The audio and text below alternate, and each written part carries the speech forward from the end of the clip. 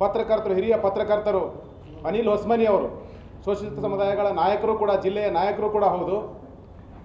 ವಯೋಮಾನದಲ್ಲಿ 75-80 ವರ್ಷದ ಒಬ್ಬ ವಯೋವೃದ್ಧ, ಒಬ್ಬ ಮುಸ್ತದ್ದಿ ಅವ್ರನ್ನ ಬಂಧಿಸಿರ್ತಕ್ಕಂಥದ್ದು ನಾವೆಲ್ಲ ಖಂಡಿಸ್ತೇವೆ.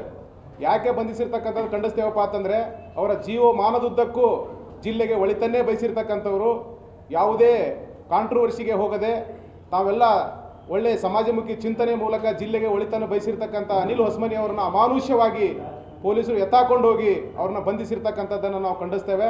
ಕೂಡಲೇ ಅವ್ರನ್ನ ಬಿಡುಗಡೆ ಮಾಡಬೇಕು, ಬೇಷರತ್ತಾಗಿ ಬಿಡುಗಡೆ ಮಾಡಬೇಕು ಅಂತಕ್ಕಂಥ ಒತ್ತಾಯದೊಂದಿಗೆ, ಒಂದು ವೇಳೆ ಒತ್ತಾಯ ಮಾಡದಿದ್ದರೆ ಶೋಷಿತ ಸಮುದಾಯಗಳು, ದಲಿತ ಸಮುದಾಯಗಳಿಗೆ ಭಯಂಕರ ನೋವಾಗಿದೆ. ಈ ನೋವು ಮುಂದಿನ ದಿನಮಾನದಲ್ಲಿ ಸಮಸ್ಯೆಗಳಿಗೆ ಕಾರಣವಾಗಬಹುದು ಅಂತಕ್ಕಂಥದ್ದು ನನ್ನ ಅಭಿಪ್ರಾಯವಾಗಿದೆ. ಬಂಧುಗಳೇ, ಈಗಾಗಲೇ ವೈದ್ಯಕೀಯ ಕಾಲೇಜಿಗೆ ಸಂಬಂಧಪಟ್ಟಂಗೆ ನಮ್ಮ ಉಸ್ತುವಾರಿ ಮಂತ್ರಿಗಳು ಒಂದು ಸಕಾರಾತ್ಮಕವಾಗಿರ್ತಕ್ಕಂಥ ಪ್ರತಿಕ್ರಿಯೆಯನ್ನು ಕೊಟ್ಟಿದ್ದಾರೆ. ನಾವು ಅದನ್ನು ಸ್ವಾಗತಿಸ್ತೇವೆ. ಆದರೆ ಕೆಲವು ಅಚಾತುರ್ಯದಿಂದ ನಡೆದಿರ್ತಕ್ಕಂಥ ಘಟನೆಯನ್ನಿಟ್ಟುಕೊಂಡು ಆ ಹೋರಾಟದ ಒಂದು ಟೆಂಟನ್ನೇ ರಾತೋರಾತ್ರಿ ಕಿತ್ತೊಗೆದಿರ್ತಕ್ಕಂಥದ್ದು ಅತ್ಯಂತ ಅಮಾನುಷ್ಯ. ಕೂಡಲೇ ಆ ಜಾಗದಲ್ಲಿ ಟೆಂಟನ್ನು ಹಾಕಿಕೊಡಬೇಕು ಜಿಲ್ಲಾ ಆಡಳಿತ. ಆ ಹೋರಾಟವನ್ನು ನಡೆಸಲಿಕ್ಕೆ ಅವಕಾಶ ಮಾಡಿಕೊಡಬೇಕು. ಮತ್ತು ಮುಖ್ಯಮಂತ್ರಿಗಳು 9ನೇ ತಾರೀಕಿಗೆ ಬರ್ತಾ ಇದ್ದಾರೆ. ಬರುವ ಸಂದರ್ಭದಲ್ಲಿ ಬರುವುದಕ್ಕಿಂತ ಮುಂಚೆ ಒಂದು ಸ್ಪಷ್ಟ ನಿಲುವಿಗೆ ಜಿಲ್ಲಾಡಳಿತ ಬರಬೇಕು. ನಾವು ವೈದ್ಯಕೀಯ ಕಾಲೇಜು ಸ್ಥಾಪಿಸ್ತೇವೆ ಅಥವಾ ವೈದ್ಯಕೀಯ ಕಾಲೇಜು ಸ್ಥಾಪನಾ ನಿಟ್ಟಿನಲ್ಲಿ ನಡೆದಿರ್ತಕ್ಕಂಥ ಡೆವಲಪ್ಮೆಂಟ್ಗಳನ್ನು ಕೂಡ ಜಿಲ್ಲೆಯ ಜನರ ಮುಂದೆ ಇಡಬೇಕು.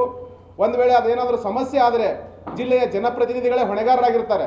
ಯಾಕಂತ ಕೇಳಿದ್ರೆ ಆ ಸಂದರ್ಭದಲ್ಲಿ ಮುಖ್ಯಮಂತ್ರಿಗಳಿಗೆ ಮುಜುಗರ ಆಗೋ ರೀತಿಯಲ್ಲಿ ಏನಾದರೂ ಘಟನೆಗಳು ನಡೆದರೆ ಅಥವಾ ಯಾರಾದರೂ ಸಾರ್ವಜನಿಕರಿಂದ ಸಮಸ್ಯೆಗಳಾದರೆ, ಯಾಕಂದರೆ ಇದೊಂದು ಸಾರ್ವಜನಿಕ ಹೋರಾಟ. ಸಾರ್ವಜನಿಕ ಹೋರಾಟದಲ್ಲಿ ಸಾರ್ವಜನಿಕರೇ ಮುಂದೆ ನಡೆಸಿರ್ತಕ್ಕಂಥ 106 ದಿನಗಳ ಹೋರಾಟವನ್ನು ಏಕಾಏಕಿ ಒಂದು ರಾತೋರಾತ್ರಿ ಆ ಸಂದರ್ಭದಲ್ಲಿ ಆಗಿರ್ತಕ್ಕಂಥ ಆ ಪ್ರತಿಭಟನಾ ಸಂದರ್ಭದಲ್ಲಿ ನಮ್ಮ ಸ್ವಾಮೀಜಿಗಳು ಅವರೇನೋ ಒಂದು ಅಚಾತುರ್ಯದಿಂದ ನಡೆದಿದೆ ಘಟನೆ, ಆ ಘಟನೆಯ ಕಾರಣಕ್ಕಾಗಿ ಅವ್ರನ್ನ ಬಂಧಿಸಿದ್ದೀರಿ, ಅವ್ರ ಮೇಲೆ ಕ್ರಮ ಕೈಗೊಂಡಿದ್ದೀರಿ. ನಾವು ಅದಕ್ಕೆ ಯಾವುದೇ ಥರದ ಆಕ್ಷೇಪವನ್ನು ವ್ಯಕ್ತಪಡಿಸಲ್ಲ.